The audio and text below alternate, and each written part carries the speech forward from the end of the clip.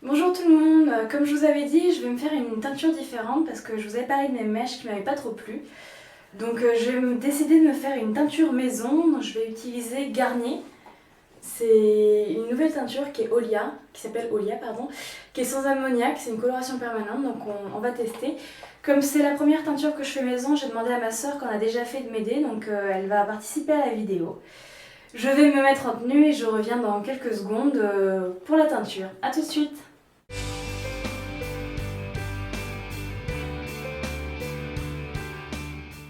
Dans cette boîte, il y a un tube de crème révélatrice à gauche, un tube de crème colorante au milieu et un tube de sombrillance à droite. Je dois mélanger le tube de crème révélatrice et le tube de crème colorante dans la petite boîte.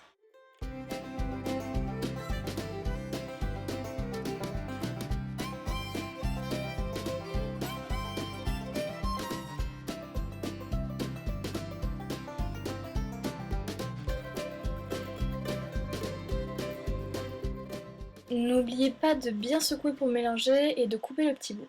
Il y a dans la boîte une paire de gants noirs que la personne qui appliquera la coloration ne doit pas oublier de mettre. Voilà en tenue de combat, c'est pas moi qui enfile les gants, c'est ma soeur parce que c'est elle qui va appliquer ma couleur. Comme je vous ai dit au tout début, vu que c'est ma première couleur, je préférais me faire aider, c'est les conseils que j'ai trouvés sur internet.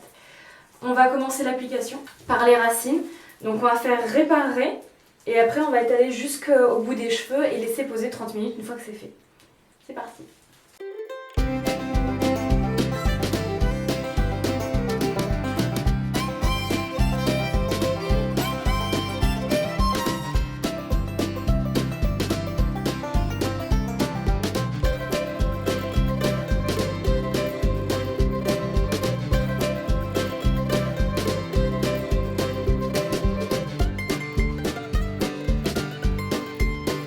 Voilà là. Oh Mélanie. Le beau raté de ma soeur.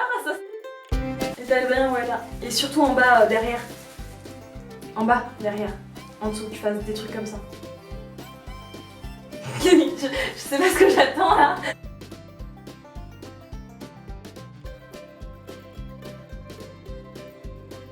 J'ai posé la couleur, donc on va attendre 30 minutes que ça fasse effet.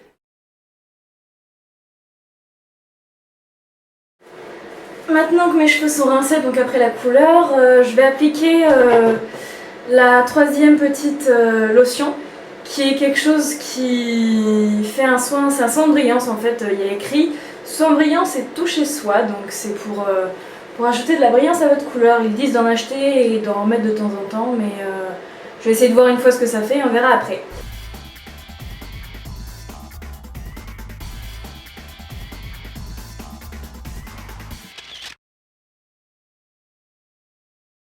Me voilà de retour avec ma nouvelle couleur, j'espère que vous verrez la différence. C'est vrai que je suis restée à peu près dans les mêmes tons que mes mèches, du coup je sais pas si vous arriverez à voir la différence. En tout cas moi je la vois et j'en suis très contente. Je suis très satisfaite du produit Olia de Garnier, tout d'abord parce que il n'y a pas d'odeur, c'est plutôt agréable. Quand on m'avait fait mes mèches, il y avait une odeur très forte alors que là l'odeur est vraiment plutôt agréable. Ensuite, ça coule pas, il y a beaucoup de personnes qui m'ont dit que leur couleur coulait quand ils les faisaient, c'est pour ça qu'ils mettaient une serviette. Moi ma serviette n'a pas utilisé à part pour le raté de ma soeur que vous avez vu. Sinon ça tient vraiment bien aux cheveux et puis mes cheveux ont tenu bien dans l'air pendant tout le temps de la pose d'une demi-heure. Donc c'est un produit que je recommande, surtout si vous faites votre première teinture. Si vous la faites seule, c'est différent. Moi je l'ai pas faite seule, mais même si vous la faites seule, je pense que vous arriverez très bien à vous en sortir parce que c'est un produit qui est très bien. Vous ne servez pas uniquement de mon tutoriel, si vous faites une teinture avec le produit Olia, il y a une notice dedans donc qui sert aussi à ça. Si vous préférez les images, vous pouvez vous servir de mon tutoriel, mais n'oubliez pas de vous servir de la notice.